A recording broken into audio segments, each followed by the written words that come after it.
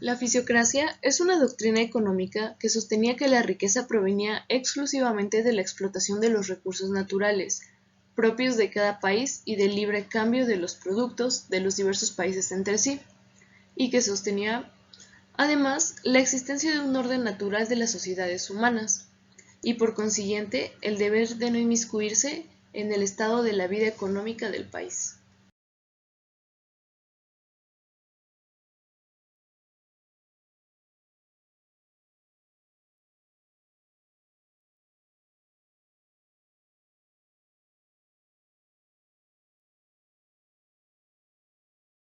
Los fisiócratas sustentaban esta teoría en ideas como que la tierra era la principal y única fuente generadora de riqueza, por ello debían fomentarse cualquier actividad agrícola, seguida en menor grado las actividades de extracción mineral. El comercio depositaba valor, sin constituir una fuente generadora del mismo. La intervención nula del Estado en el desarrollo de las actividades económicas. La definición de una estrategia macroeconómica útil, determinada en una producción superior a la necesaria, para así lograr pagar los costos. La carga impositiva, concerniente a la parte tributaria, era simple, pues recaía únicamente sobre la tierra. La riqueza se centró en tres grupos: los propietarios, formados por la nobleza, los funcionarios y el clero; la clase productiva, formada por los agricultores; la clase estéril, formada por los artesanos y los comerciantes. El superávit de un sector con los otros de menor importancia se compensaba en base a la recaudación y el gasto público, logrando así la adecuada circulación de la renta. Los sectores sociales se financiaban con la plusvalía y el excedente productivo de la actividad agrícola. Historia.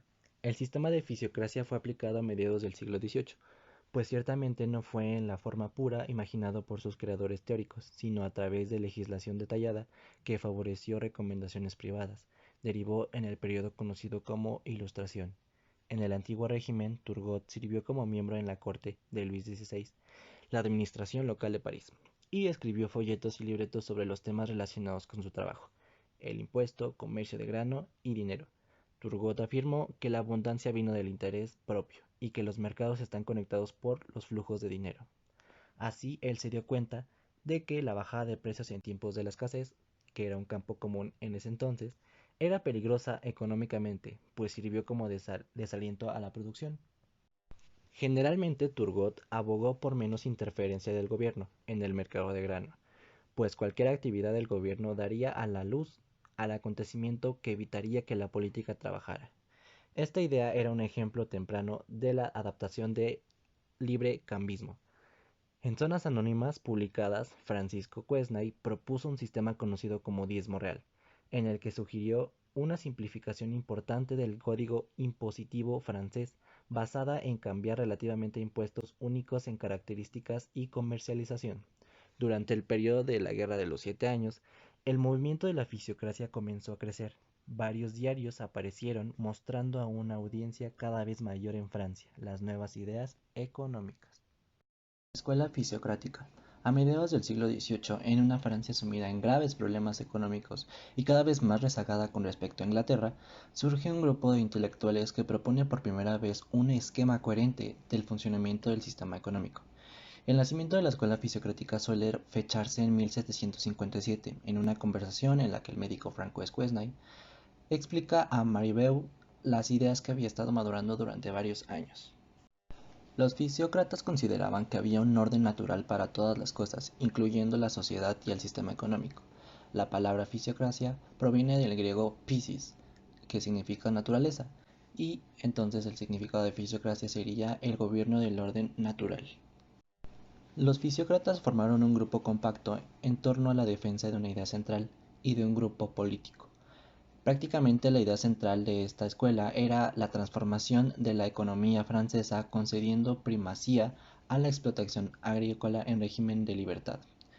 Les economistas, como se denominaron a sí mismos, de la fisiocracia, comprendieron que mediante la racionalización de las técnicas agrícolas se podía conseguir una agricultura moderna y eficaz, con una abundante producción en la que se sustentaría todo el sistema económico.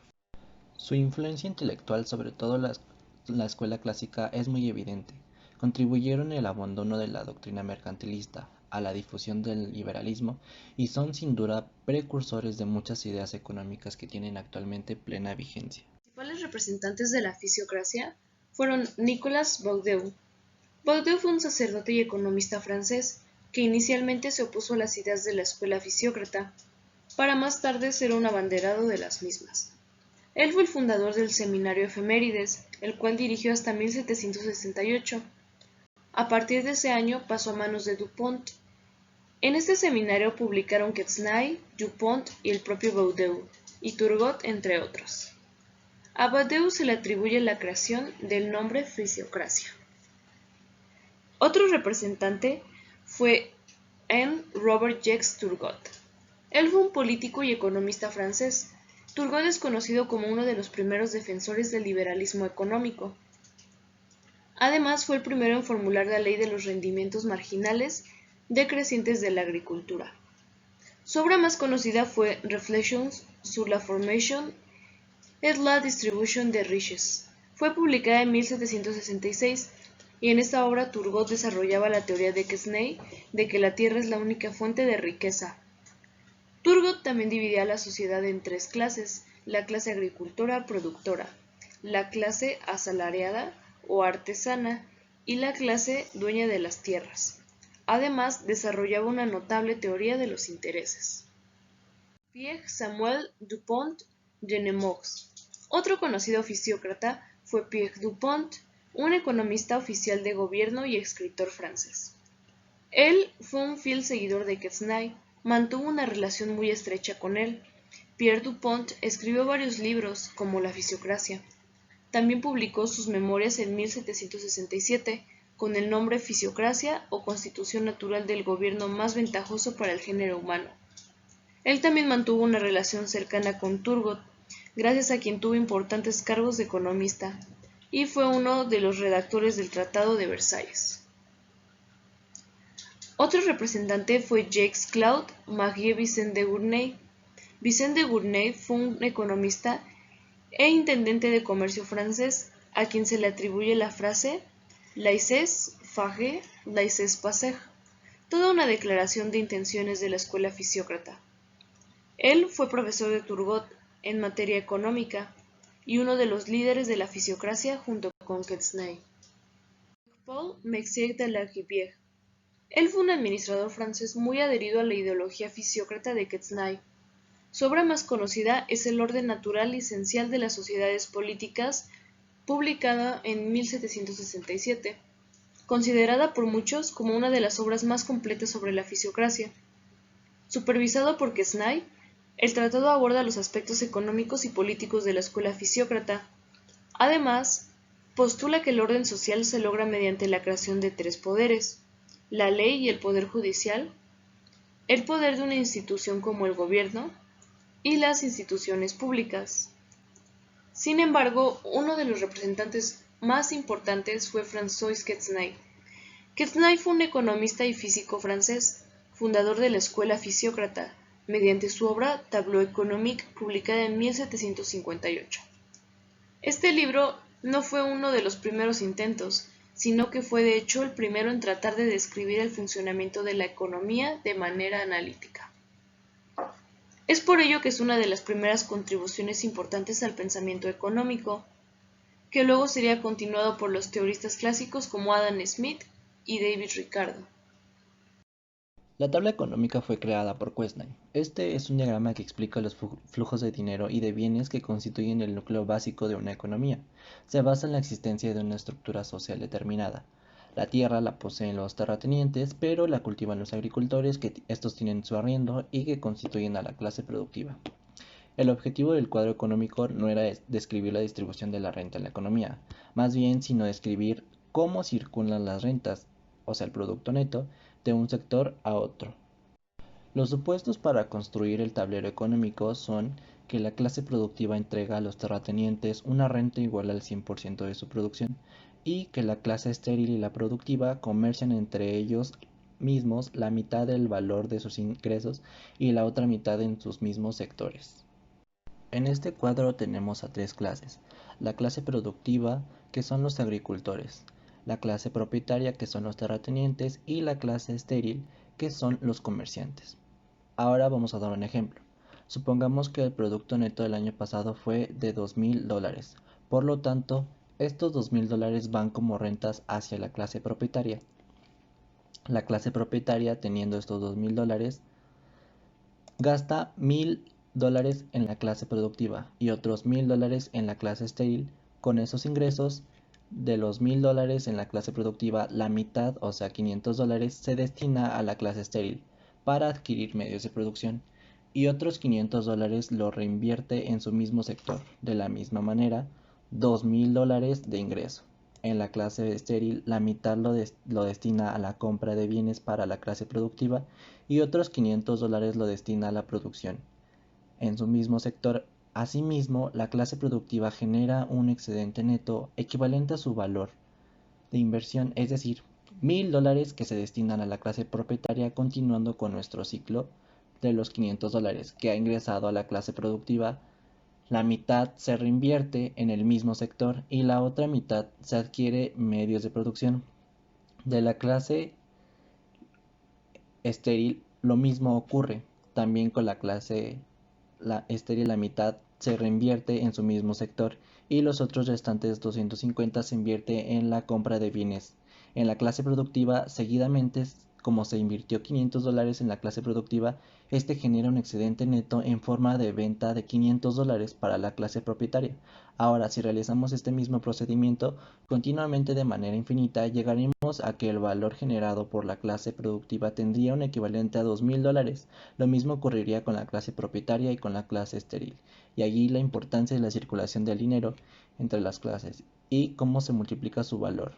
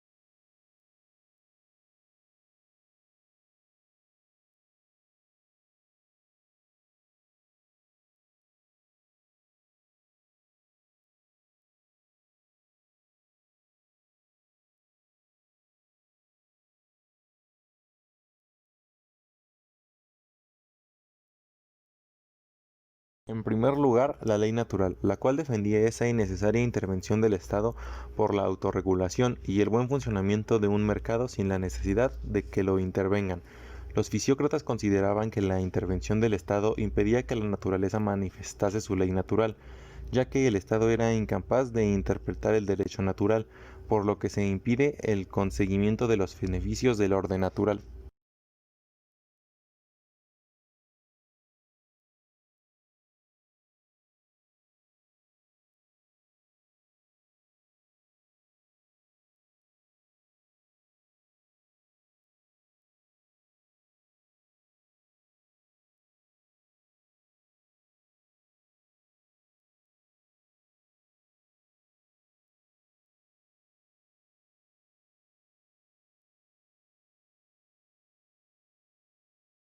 En segundo lugar, la productividad exclusiva de la agricultura. Para Quesney, la agricultura, muy práctica en la economía por aquel entonces, era la única fuente de producto neto. Es decir, Quesney consideraba que la tierra como la única fuente de riqueza, así como a la agricultura el multiplicador necesario. La agricultura para los fisiócratas era la única actividad que generaba un excedente superior a los recursos utilizados, considerando el resto de ramas de producción como estériles, ya que no gozaban de esa capacidad que sí poseía la agricultura.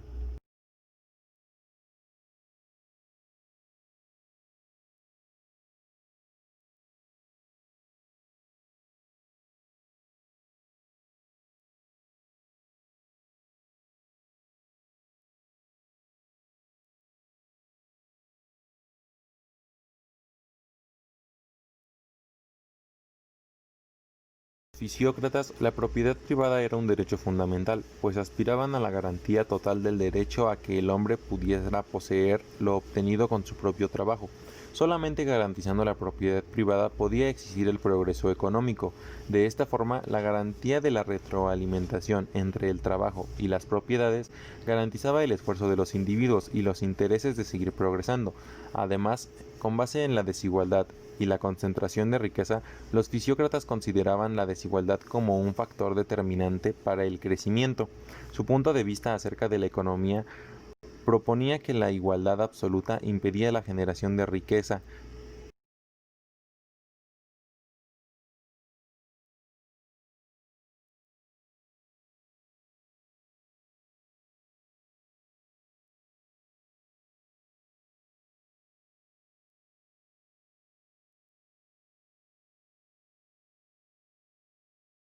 Los fisiócratas consideraban el comercio exterior como un trueque, el cual era una fuente de riqueza estéril.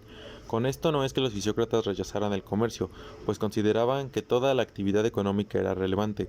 Los fisiócratas creían que el comercio no era la principal fuente de riqueza, así como consideraban que era un error el principio mercantilista de acumular oro y plata como riqueza.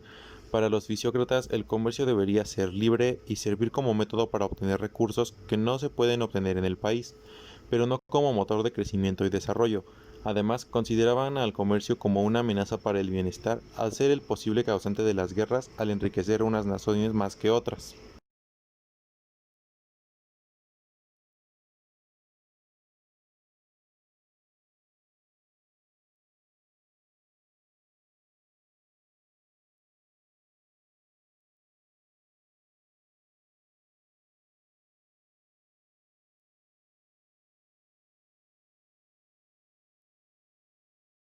El liberalismo económico era irrenunciable para el cumplimiento del orden natural. Estos consideraban que la excesiva regulación del Estado, las prohibiciones, los controles y límites de la producción, así como cualquier intervención del Estado, impedía el buen funcionamiento de la economía.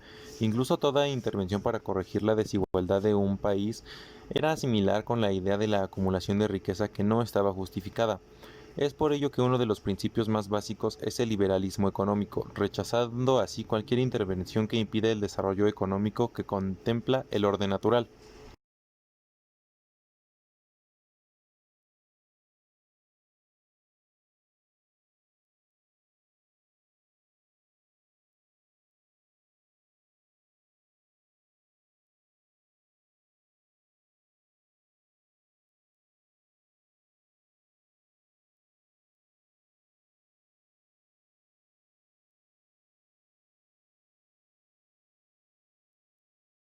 La mejor manera de imponer un impuesto a una economía era imponer un impuesto único y directo al producto neto. Para los fisiócratas, aplicar impuestos a otras actividades económicas que no fuesen la producción neta, exenta de la relación de costes de producción, acabaría perjudicando la economía, ya que trasladaría estos impuestos vía coste hasta el producto neto, una teoría que también defendía el filósofo John Locke, considerado como el padre del liberalismo clásico.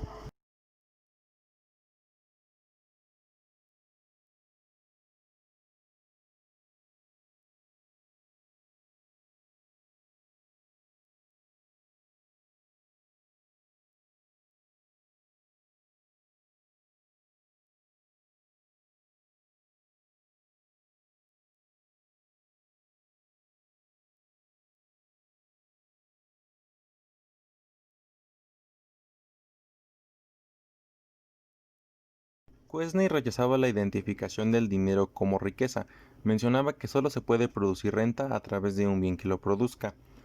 Para esto las riquezas eran los productos renovables procedentes de la agricultura y que servían para subsistir y para disfrutar.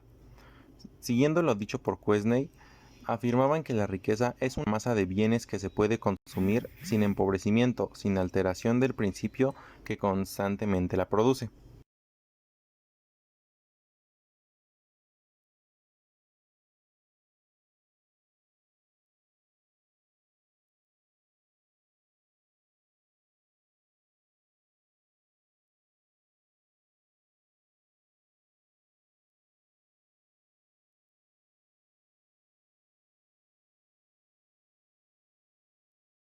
En la búsqueda de las actividades productivas que sean capaces de proporcionar perpetuamente bienes consumibles, sin menoscabar la fuente de producción, solo encuentra una rama de la producción que suministra un producto neto, es decir, una cantidad de bienes superior a los utilizados como materia prima, como reposición del capital productivo y como pago de los asalariados. En general, todos los costes de producción. Esta rama es la agricultura.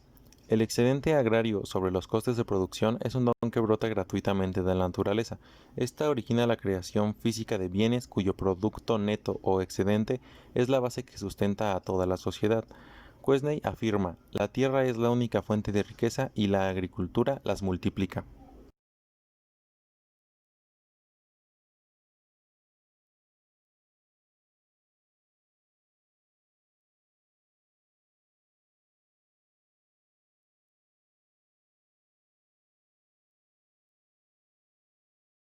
Según Quesney, todas las demás ramas de la producción son estériles, ya que no gozan de ninguna de las características de la agricultura, no crean físicamente bienes excedentes, ni su productividad es un don gratuito, ni sustentan toda la actividad económica de la sociedad.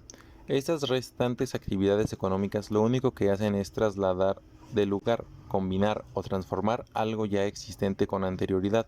Según Quesney, las obras de los artesanos no son riqueza sino por la reunión de otras riquezas ya existentes.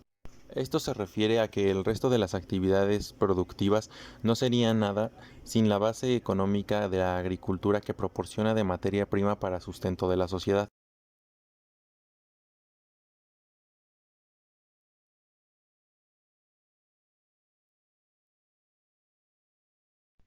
En conclusión, la agricultura para los fisiócratas era la única actividad efectivamente productiva, de la que dependían todas las demás.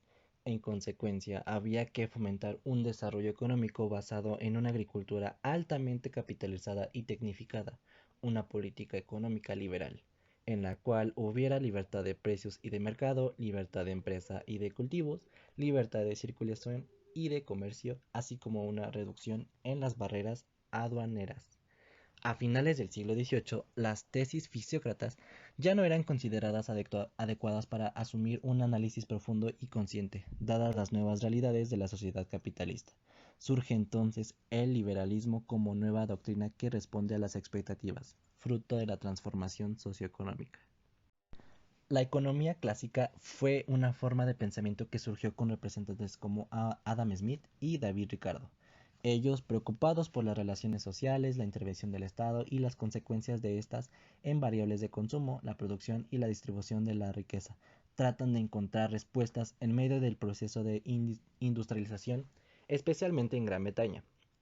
Al igual que los mercantilistas, el interés de los fisiócratas se concentraba en gran parte en la definición de una estrategia macroeconómica de desarrollo que incluyera políticas coherentes. Sin embargo, la fisiocracia surge como una reacción de tipo intelectual a la común concepción intervencionista del pensamiento mercantil, sin permanecer por mucho tiempo.